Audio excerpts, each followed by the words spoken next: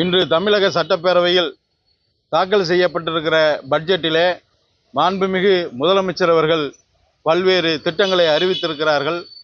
அதன்படி தஞ்சையிலே நடூரிலே தொழிற்பேட்டை அமைய இருக்கிறது.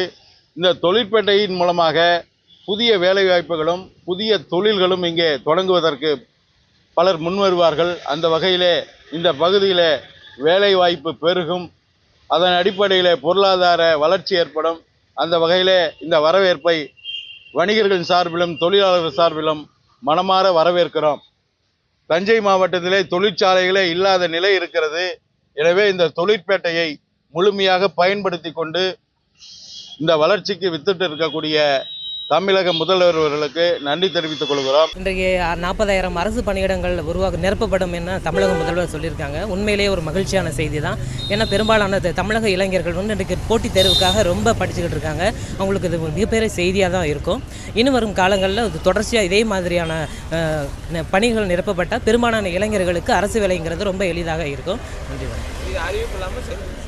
இது அறிவிப்பு இல்லாமல் இதை முழுமையாக செயல்படுத்தணும். ஏன்னா அப்போ தான் இது இந்த அறிவிப்புக்கு மிகப்பெரிய ஒரு எதிர்பார்ப்பு இருக்குது.